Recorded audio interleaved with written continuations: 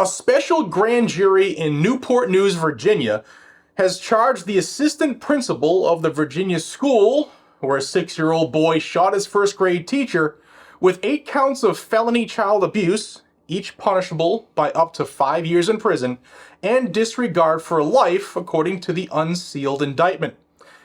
Ebony J. Parker, the former assistant principal at Rich Neck Elementary School, showed a reckless disregard for human life of other students on January 6, 2023, according to the indictments. Now, these charges come 15 months after the incident where this 6-year-old student shot his teacher, Abby Zwerner. Zwerner has filed a $40 million lawsuit contending that Parker ignored several stark warnings, including from other teachers at the school, that the boy had a gun. Now, the child's mother has also been charged, convicted, and sentenced as well. Deja Taylor was given a 2-year sentence for child neglect in state court, and she was also given a separate 21-month sentence in federal court for possessing a firearm as an unlawful user of drugs. Yeah, that's the same charge that Hunter Biden is skating on, and nobody wants to do anything about. But, yeah. Now, the details of this case that you're about to hear are very frustrating. But first, you've heard me talking about precious metals and telling you that experts are calling for record highs of gold. Well, now it's here. Gold has broken through the $2,300 an ounce level. It's crazy. When will it stop? Will it stop there? I don't know, but I do know that these same experts are now calling for gold to reach $3,200 an ounce. And silver is rising as well. I bought my gold and silver last year from Lear Capital, and today I'm up 21% on that purchase. It's pretty clear that the dollar is losing value. Now remember, the more money they print, the less your dollar is actually worth. And since 2020, every dollar in your wallet's lost 24% of its purchasing power.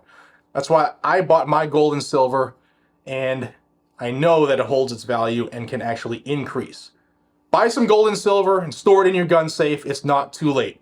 Call my friends at Lear Capital, 1-800-260-5075, or head over to LearGG.com. And while you're at it, get their free information and ask them if they still have that $3,200 gold report I've been telling you about.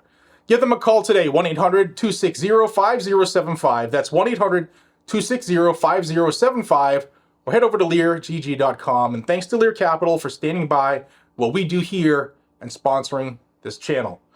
Now, Zwerner, the teacher, alleged that she visited Parker's office hours before the shooting to report that the boy seemed more off than usual and was in a violent mood. Okay, now, the teacher's lawsuit says that she approached Parker after 11:15 a.m. to say that the 6-year-old was in a violent mood and threatened to beat up a kindergartner during lunchtime. But Parker, the assistant principal, had no response and even refused to look up at Zwerner when she expressed her concerns. Now, I'm not victim shaming here, but like if something's happening and you're that scared, maybe approach that kid yourself. But we'll continue. Later that morning, other students reported that the boy had a gun.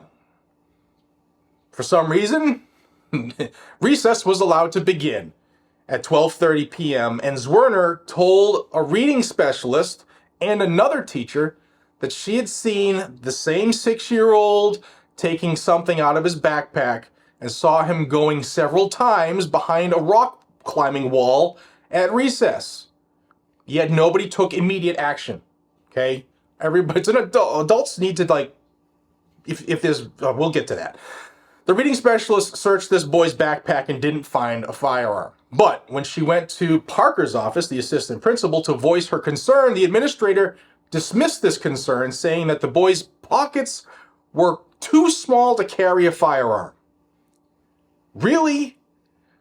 Now, when recess ended after 1 p.m., another student admitted to a teacher that this 6-year-old child showed him a gun during recess and threatened to harm him if he told anyone. That teacher called the school office and told a Rich Neck music teacher what the other student said.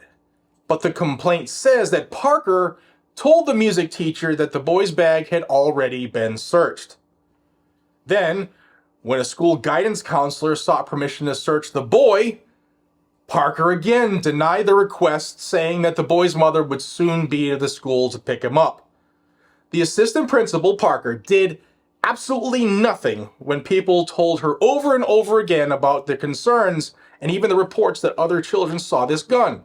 And as a result of her cowardice, Zwerner, the teacher, was shot in the hands and chest and was hospitalized for almost 2 weeks after the shooting. She eventually resigned from her position at the school in June of 2023. Parker, the assistant principal, resigned from her position after the shooting. Now, we cannot have cowards in charge, guys and gals. We cannot. This country has gotten too soft, too fast. When evil arrives, it must be immediately met head on, and you may never get a second chance. The actions, or lack thereof rather, of this school administrator negligently put the lives of those children and that teacher at risk, and for that I hope she is made to pay. The question I have for you is, what would you do in this situation? If you are a teacher, what would you do? Are there policies or procedures in place that would prevent you from eventually saving lives? This could have been, this whole incident didn't have to happen.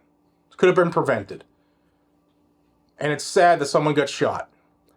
You are your own first responder, guys and gals. I put up a picture yesterday of a sign, a sticker on a glass window that some people think will save their lives. Criminals don't follow laws, okay? And pockets are never too small to have a risk or a threat to your life in them. Act accordingly. Let me know what you think about this story down below. I hope this teacher's made to pay. I really do. Both financially and legally. And if it were my kids, I would want 5 minutes alone with her. Take care.